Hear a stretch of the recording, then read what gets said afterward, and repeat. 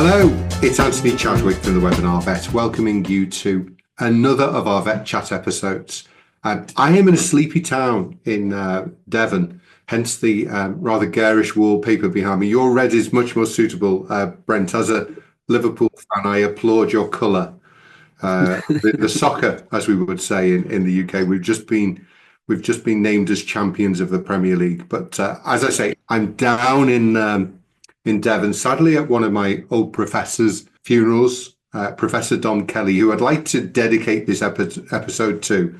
Great teacher and a great encourager, actually. Down the years, I would quite regularly get emails from him just telling me the work that I was doing was good and so on. So a huge encourager. And of course, you go to a funeral and there's always a little bit of a sadness there because you realize that this person who was maybe your lecturer or maybe even a father or whatever, there was all this other life that you never quite knew about, and you can see what a fabulous person they were. So, but I just wanted to sort of dedicate this episode, particularly those who were perhaps at Bristol or Liverpool will remember Professor Don Kelly with fondness. So, having said all of that, Brent, it's great to have you on the podcast as well. So Brent Mayabb is the Chief Medical Officer for Royal Canin. We will share how we kind of met because it's quite an interesting story around podcasting. But before we do that, I'd love you just to maybe introduce yourself to the audience. Well, first, Anthony, thank you for having me on. I listen to this podcast all the time, so it's kind of cool for me to be on it with you. So I'm Brent Mayabb. As you said, I'm the Chief Medical Officer for Royal Canin globally. And I'm a veterinarian. I finished vet school many, many years ago and went directly into small animal practice, general small animal practice, cats and dogs. And my story is a little bit unique in that I knew in vet school that that practice wasn't the right fit for me long term.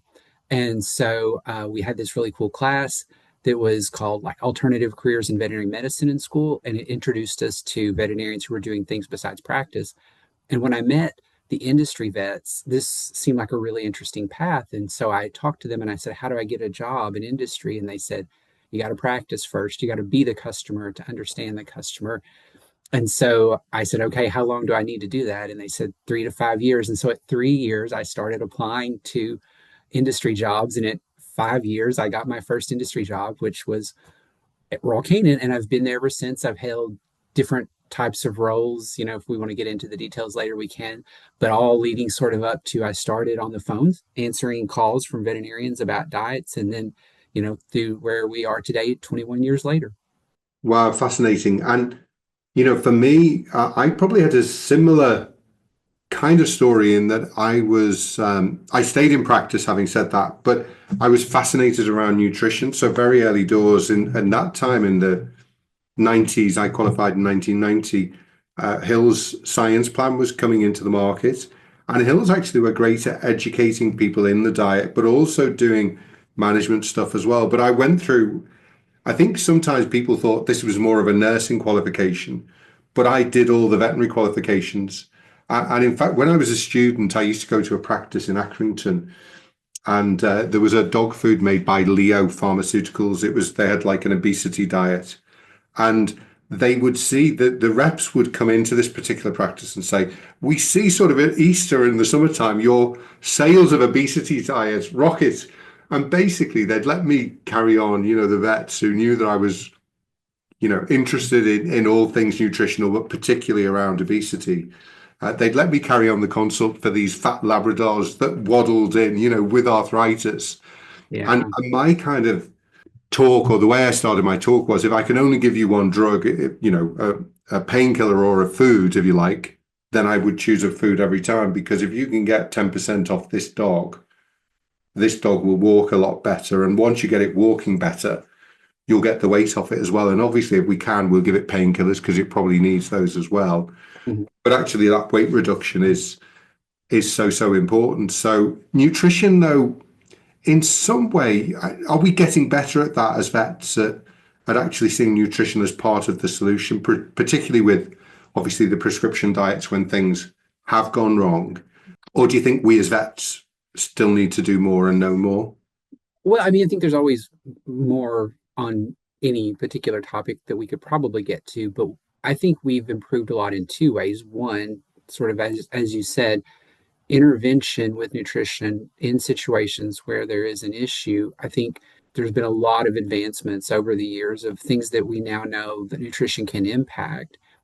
I think the other side that maybe is almost as exciting, probably not quite as far along though, is I've seen some change in terms of thinking about nutrition's role in preventing, issues, Yeah. or at least keeping the dog and the cat as healthy as they can be so that other things don't come in. Like, and obesity is a great example of that. Is it's certainly easier to keep the weight off than it is to take the weight off. But I mean, yes, overall I've seen a lot of change.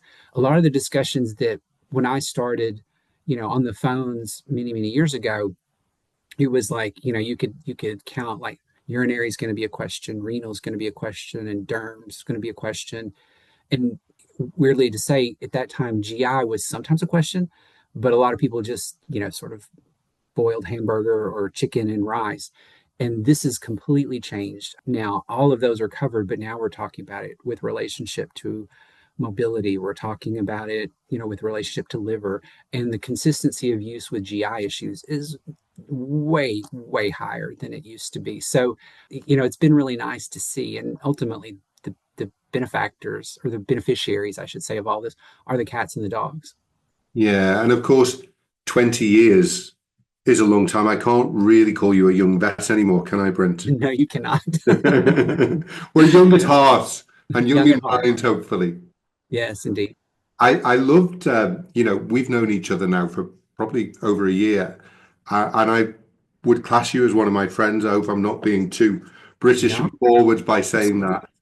Absolutely. But it was great the way we met because there was a bit of serendipity about it. You'd obviously, I think, seen a podcast that I'd done with Dave Nichol, who I know is That's known right. very well in America, also in the UK, but is a bit of a, I think he's a bit of a superstar on the American talk circuit, isn't he? Because he keeps on winning the VMX speaker awards and things. Yeah. And quite by chance, we were both in Austin at the same time at AVMA, and we were able to meet up. So it's fascinating the way that the world has shrunk with the benefit of the internet and everything, isn't it? Because those sort of meetings, possibly wouldn't have happened 20 years ago. Yeah, or it would have been really rare if they did. And yeah, I mean, this was just like I knew that we had briefly connected related to something with the work that you were doing with Royal Canin, I think in the UK many years ago. So we were connected on LinkedIn technically, and I was so inspired by some of the things that you said in that podcast. And I don't normally do this, but I just felt compelled to reach out through LinkedIn and just to Yeah. say hello, and that I was inspired. And so yeah, and then here we are. AVMA was in Austin, as you said. We got to connect in person, and here we are this time later, talking on a Yeah. podcast of all things. No, it's fascinating, and I think LinkedIn is great because, of course, then we share stories through LinkedIn. I love particularly talking around the sustainability piece, which is my passion. But obviously, last week I saw that you had a lot of the chief medical officers together, or a couple of weeks ago, in Dublin. So tell us about that. What you obviously are the person who set that meeting up. What is the purpose of that meeting for you as chief medical officer of Royal Canin to bring everybody together as chief medical officers in the various groups that exist in UK and America and Australia and further afield? The story with that meeting starts quite a few years ago, back in 2018. And what was happening is I was in a slightly different version of the role I'm in now. I was in the US version, at the time of this role. And we were working with a lot of different corporate groups. And we started to see with some of them, now some of them had a chief medical officer or a chief veterinary officer for a very long time, but some of them, the younger groups, they were starting to put veterinarians on their leadership teams and for different responsibilities. And as we would work with the different groups, we would see that, medical group A would have the responsibilities of, some things for their chief medical officer, B different, C different, and so forth. And as we would talk to these guys, it was sort of, they were really early on in these roles as far as developing what they were. And they were always like, what do you guys think? And so we saw this opportunity to do a couple of things.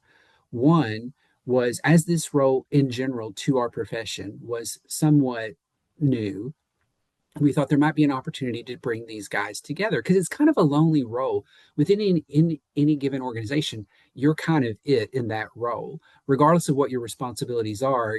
You're sort of by yourself, and there was no really way to connect unless you just happen to know other people who had this job in other companies.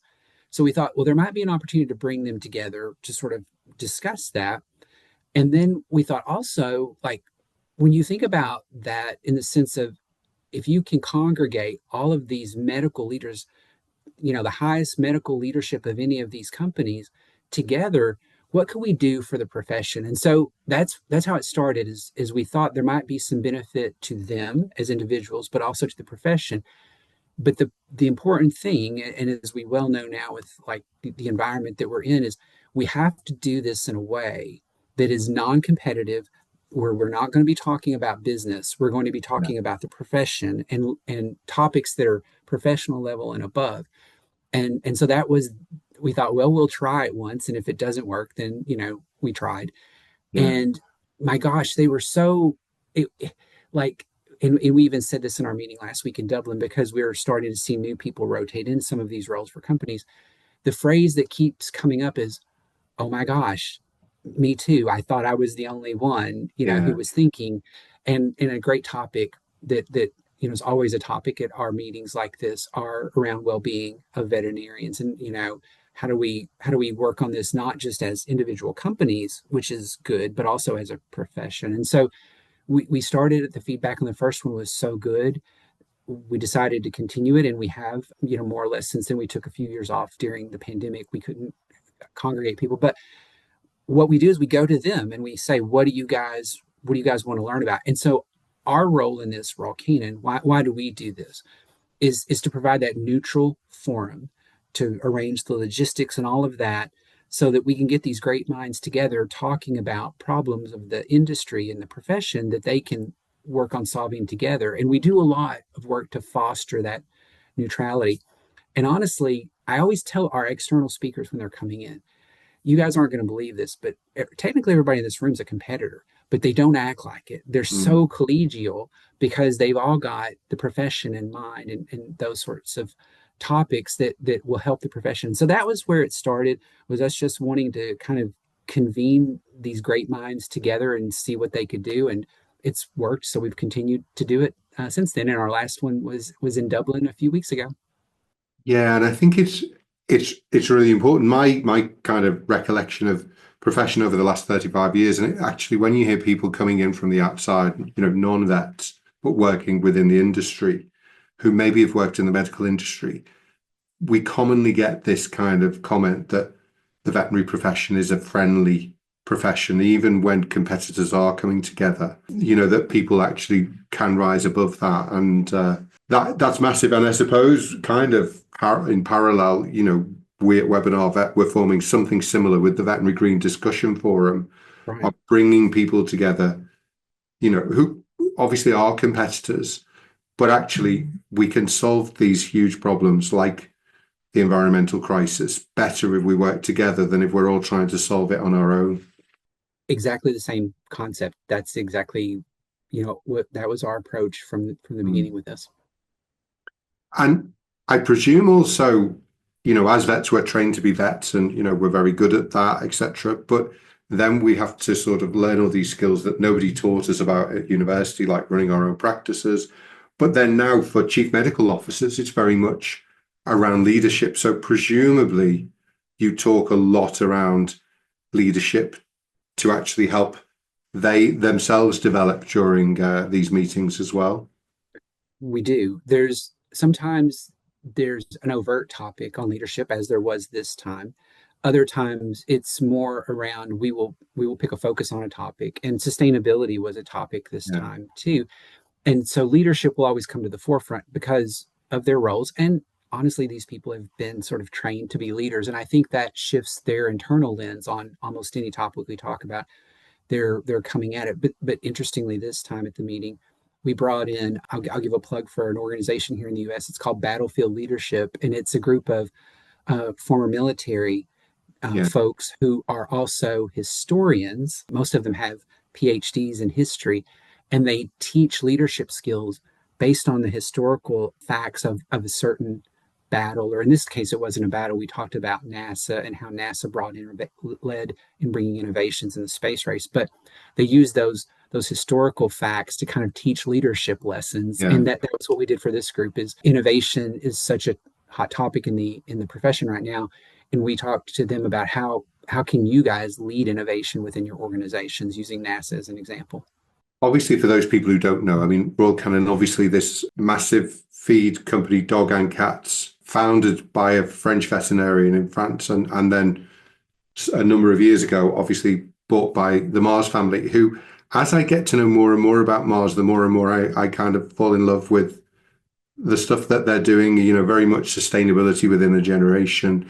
They can make those long-term views and look at things in a bigger way. And I know education is very much a part of that as well. And also, the principles around quality, around mutuality, freedom, efficiency, responsibility, that kind of also creates, I think, talented people who were obviously already talented, but, learn and become better through the training. And one of the things I've noticed, having been to America a few years on the run now at VMX, is how many of the chief medical officers in some of the corporate groups have come from the VCAs and the Banfields and so on. So you can see that that is very much embedded in the Mars mentality. It is to develop leadership and develop leaders, isn't it?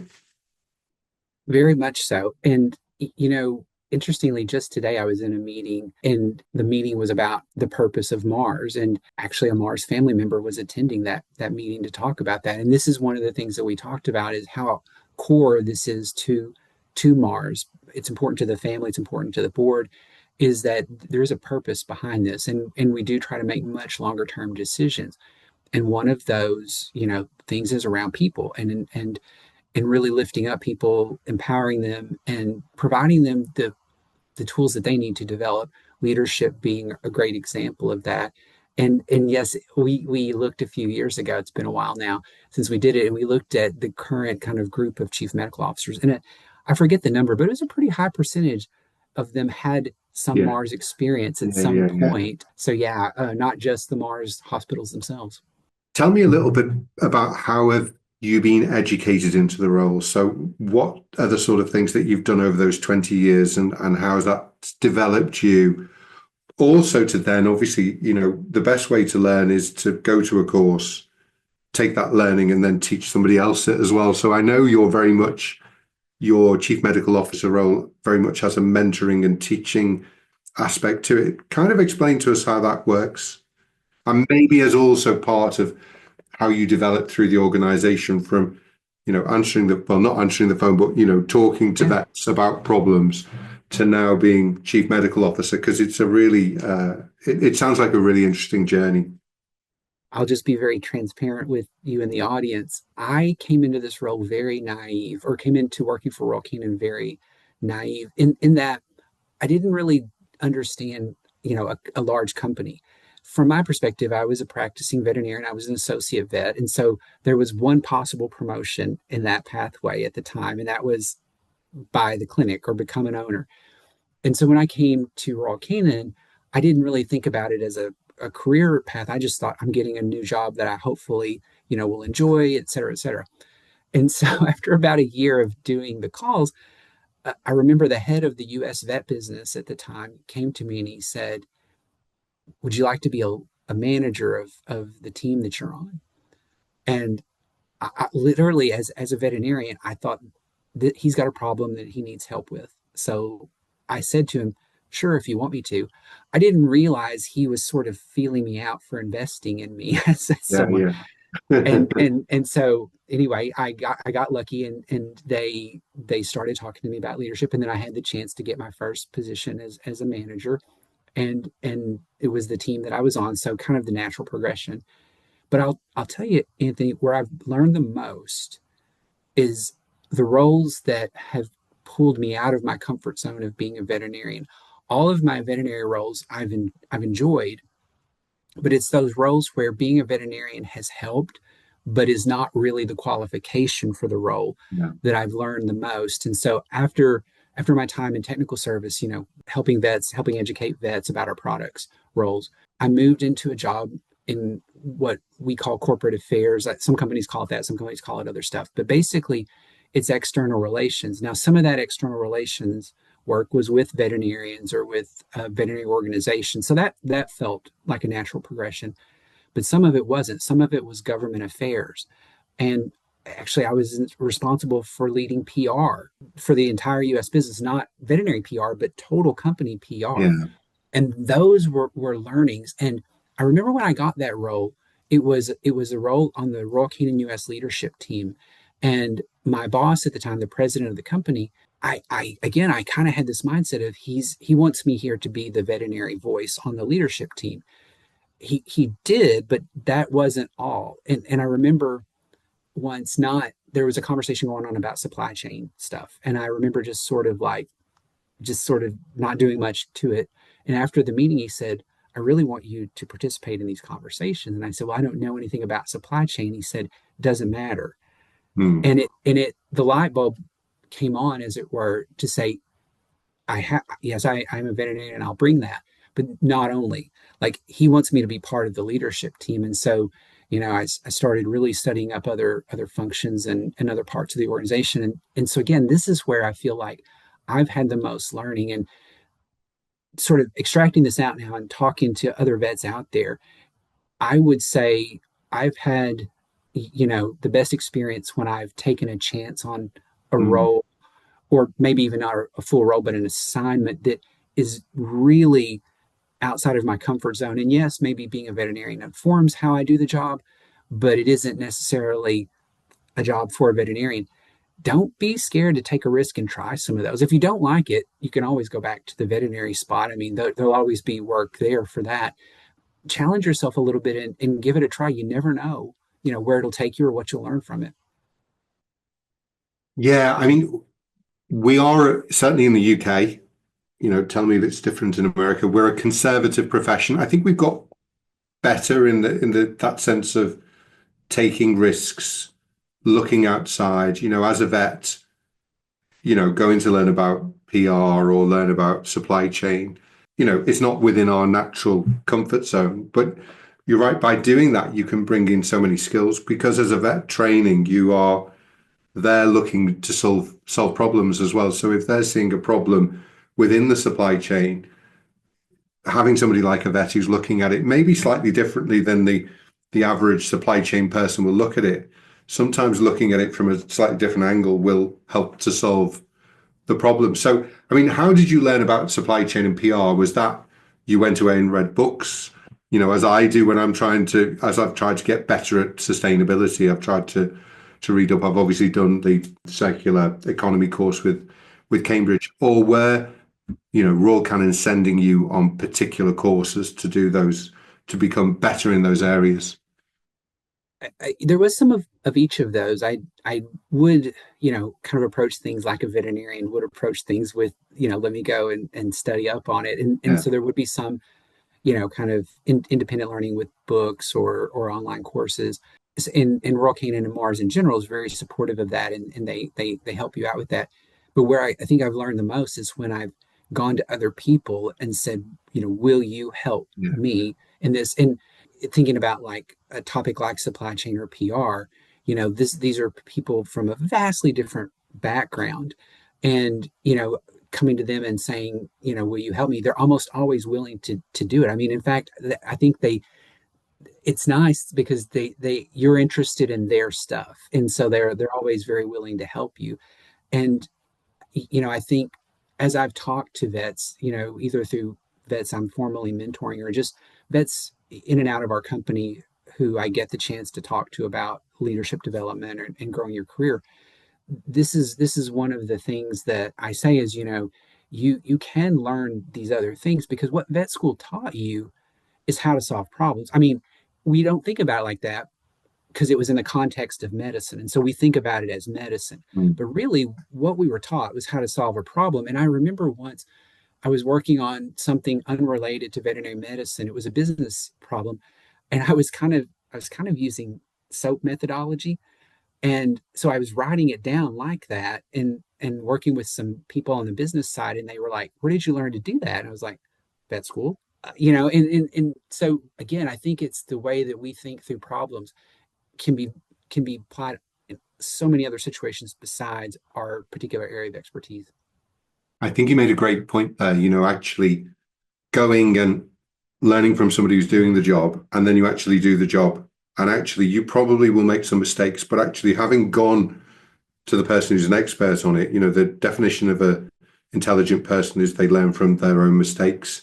A genius learns from other people's. So the more you can kind of involve the kind of senior person, because they will have those years of wisdom to teach. But it's a bit like for those of you who are listening to this as a podcast rather than a vodcast, you can see it as a vodcast on the Webinar Vet channel. Brent has some beautiful musical instruments behind him, a guitar, a drum. And of course, the only way you really get better on guitar isn't by studying the academic side of, where all the notes are. You've actually just got to get in there and do. And I think somebody once said to know and not to do is not to know. So actually the doing is hugely significant, isn't it? It's honestly, it's where I've learned the most. I think it's important that you do the other prep. I mean, that helps you Yeah. get there. But until you're in there doing it, that's that's really where the experience comes from. And having people around you that will help you, they will let you make mistakes, but they'll help you kind of pick up from those mistakes because that's where a lot of the learning occurs. And don't misunderstand me. Like I don't have this all figured out. Like that's been my path is sort of stepping out of my comfort zone, usually making a lot of mistakes. My first job as a manager, I made a lot of first time manager mistakes. But even Mm. as I moved into those other areas, I made a lot of mistakes. But I learned from them, and I learned that mostly mistakes aren't fatal. You just gotta Mm. get what you get from them and move on. And sometimes apologize. Yes, always helps to do that. Yes.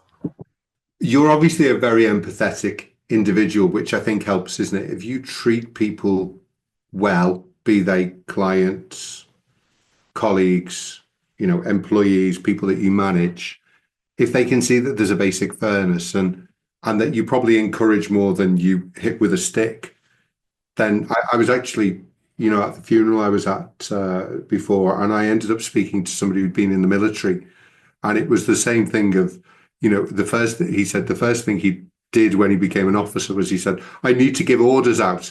And, he didn't have much success with that. So there had to be a way of, if people like you, they will work better for you than if they, maybe respect, or maybe even worse, don't really like at all, but kind of it's a job and they've got to stay there. They're not going to put their best efforts in, are they? Right, right. I've learned this a lot of different ways throughout my career, this exact thing. And an example I would give of most recently is in my current role, I kind of have two, I think, functional areas is the way I look at it. One is sort of to be the medical leader who is the connection between Royal Canin and other organizations' medical leadership, be it corporate hospitals, be it veterinary organizations or Yeah. other animal organizations. So that's kind of one role. But my other role is around I have a team and this team is charged with developing the educational content for Royal Canin. It's also charged with the relationships with specialty groups within veterinary medicine. And one of the things about this particular team is it's a team of international people who come from very different parts of the world and very different cultures. And this has been such a blessing to me to get to work with people from such diverse cultures because the way they approach problems is not necessarily the way I would approach a problem. And I mean, there's a lot of funny examples. There's a really good book called The Culture Map, which helped me a lot, as I was sort of getting my feet under me. But there's a lot of cultures who approach a problem just in a very different direction. And I've learned a lot from the people I work with in that respect is, turn this problem upside down a bit and go at it from that direction. And so this has been something really great with my role. But it is, it is to say you got to listen, you got to hear people, and you can learn from people all around you in different levels of the organization. It's interesting, talking about education. And I think we did a little search on our database, on our community, and to see how many Royal Canin email addresses we had. And we had about 260. So you've got an enormous number of vets and nurses who work within the company. And, I see a lot of scientific communication officers from dotted all over the world, on LinkedIn and so on. So there is that huge role, isn't it? You are an educator of vets, of nurses, vet techs, also pet owners as well. But how does that educational role fit in for you as an individual? So obviously, yeah, I understand educating externally, and we'll perhaps talk about that because I know you're, as a sort of interest almost aside from Royal Canin, is very much around personal finance, isn't it? Mm-hmm. Which we can talk about. But do you see yourself as a teacher and a mentor to that, huge group of vets and nurses that you have working in the business? And how do you do that? Because when you've got such a big number, how are you able to approach that? I definitely see that as maybe the most important part of my role is to help the other vets in the business do what they need to do to be good at their roles. So we have kind of structurally speaking, we have, as most organizations, we have some internal ways to do this. We have platforms, we have a learning management system, that sort of thing.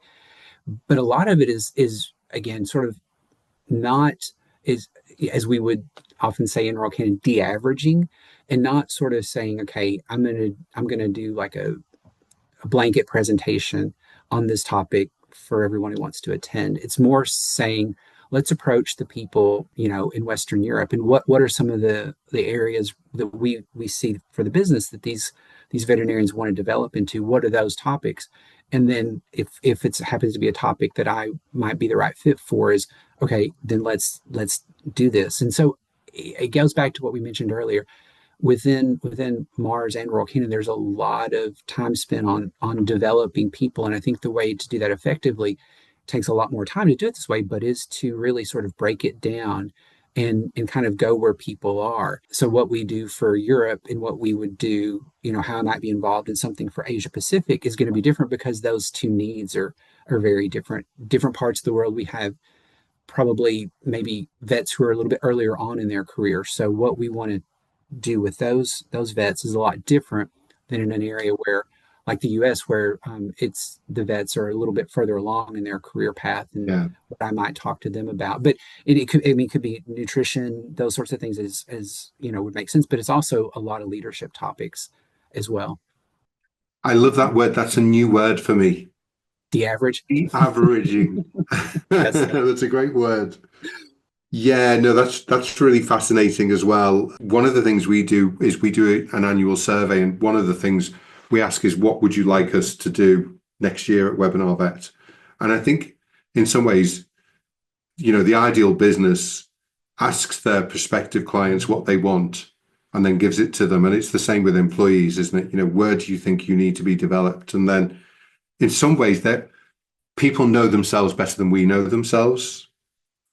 So it's really worth listening to, isn't it? It really is. And I think in a way, veterinarians are sort of natural teachers. I mean, when you're in the room in front of a client, a high Yes. percentage of what you're doing is Yeah. educating, whether you're necessarily thinking about it like that or not. In order to be successful, you have to do that. And so Yeah. I think it fits right in. And I think the flip side is, as veterinarians, we are naturally learners. So we love to be educated on different topics too. So Hmm. yeah.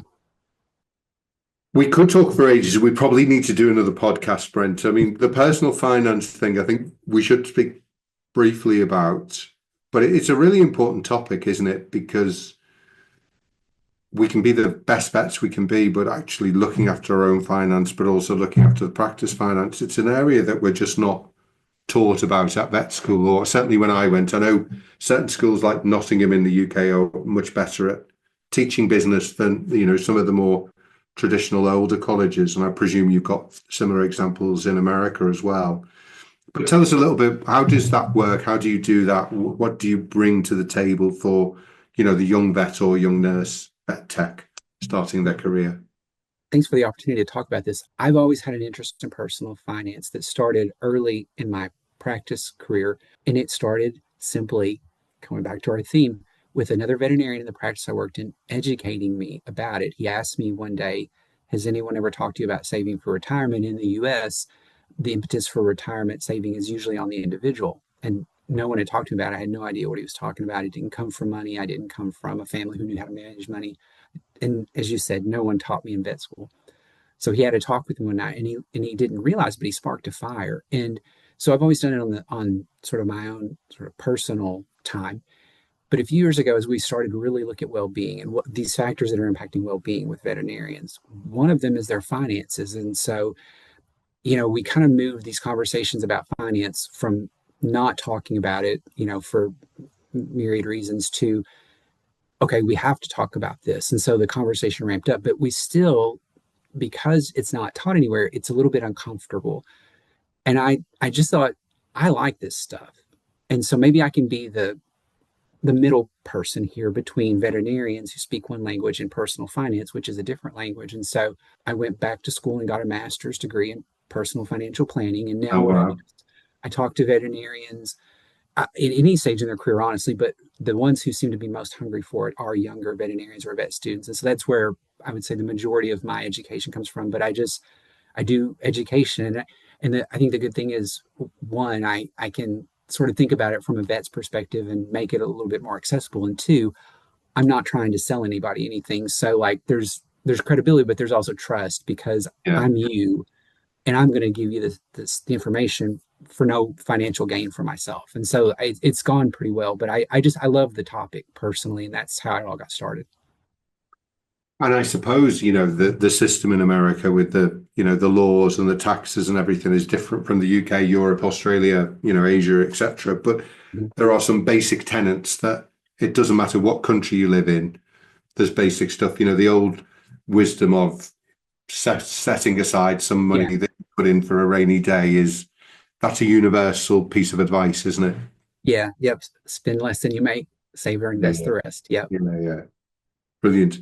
I want to finish off because again, we met up, I think, this time also at VMX in January. Mhm.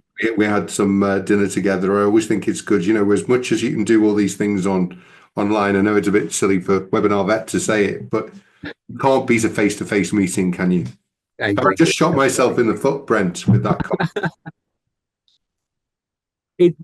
They complement each other. You need Yeah, both. exactly. But we were talking about, and it was a really heartwarming story. So I'd love to share for you to share it again. I'm a big fan of Royal Canin, of the bigger group, because of some of the work that you do. That probably, in some ways now we're not talking about some of these stories enough, and I've talked to you about that before, because I think they bring hope, and I think we live in a world now where there are. I think the Pope said there's something like 62 wars going on in his book about hope. The previous Pope, Pope Francis. And we turn the news on and there's a lot of depressing stories. So on the whole, I don't watch a huge amount of news. And we need to be sending out those positive messages, which I think is what, in a small way, we try to do at Webinar Vet. And I remember you talking about this dog training, this slightly alternative dog training that Royal Canin helped to support. And it was alternative because, of course, the people that were doing it were prison inmates. And, the American system from the films we see seems very much around retribution and not to actually, re-educate people into a better way of thinking when we see the films and so on. So this was a really beautiful story. Maybe if you could just share that in the last few minutes with people listening. Sure. There's a beginning to be more of these programs in the US that actually connect people who are incarcerated and pets, mostly dogs, but sometimes cats and sometimes horses as well.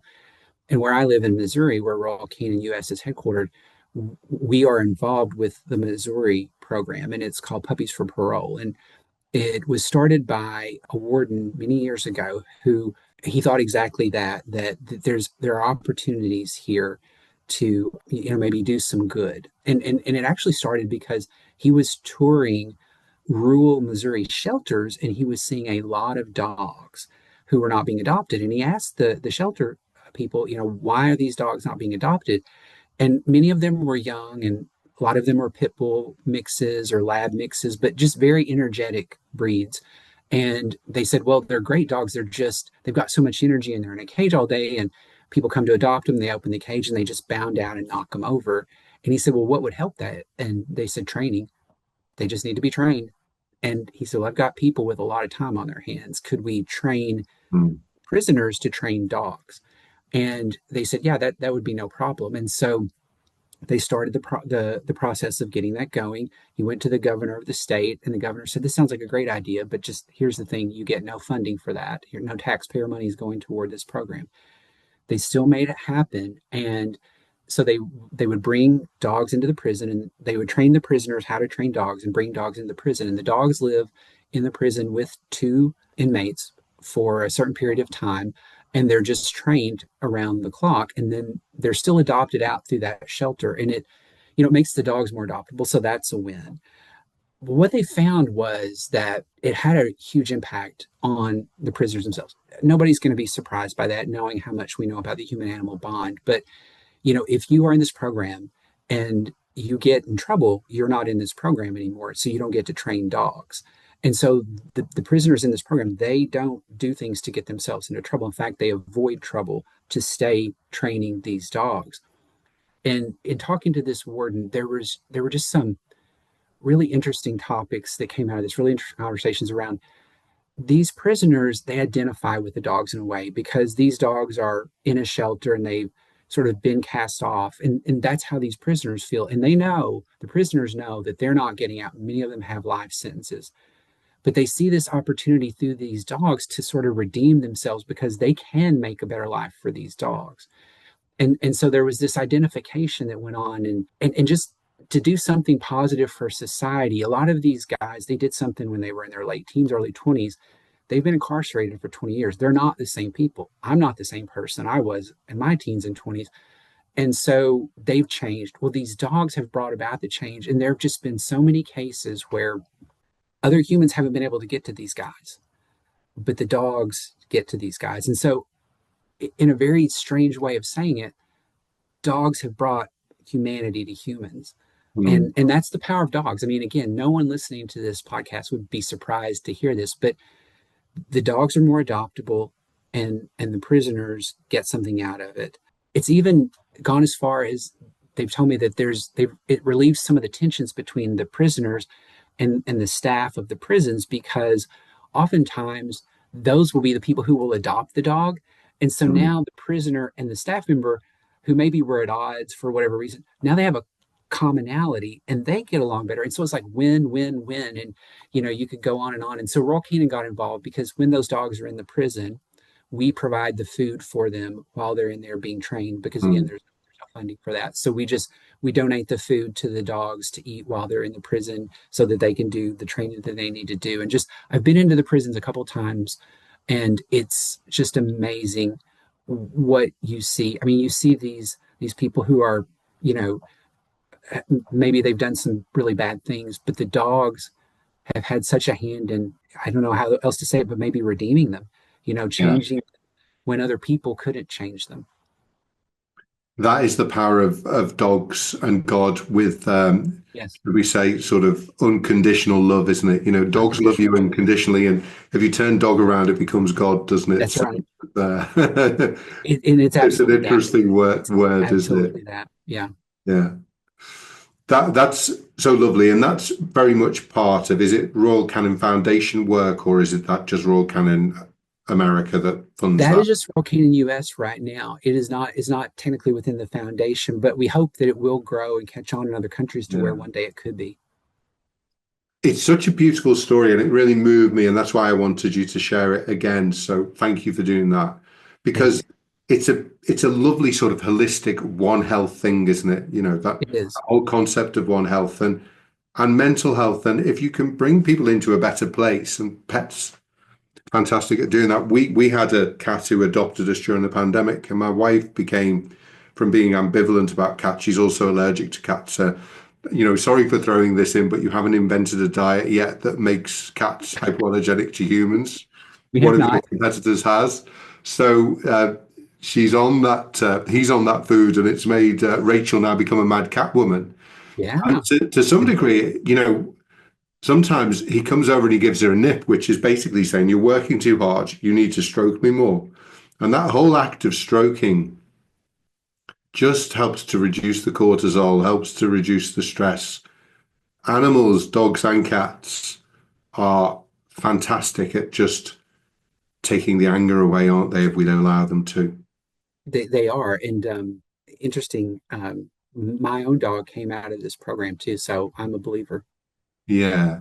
Brent, I always love speaking to you. I definitely think we need another one on personal finance because we really just skated over that. I didn't realize you had a master's in it. So the lovely thing about the podcast is you learn by listening to clever people like yourself, but also those different facets. So we definitely need to spend some more time when you.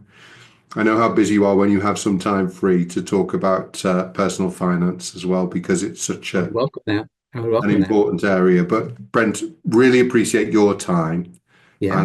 and thank you for all that you're doing for the profession. Thank you. Thank you. And thanks everyone for listening. I hope you've enjoyed the episode. Hopefully you've found it interesting, and we'll see you on a podcast or a webinar very soon. Take care. Bye bye.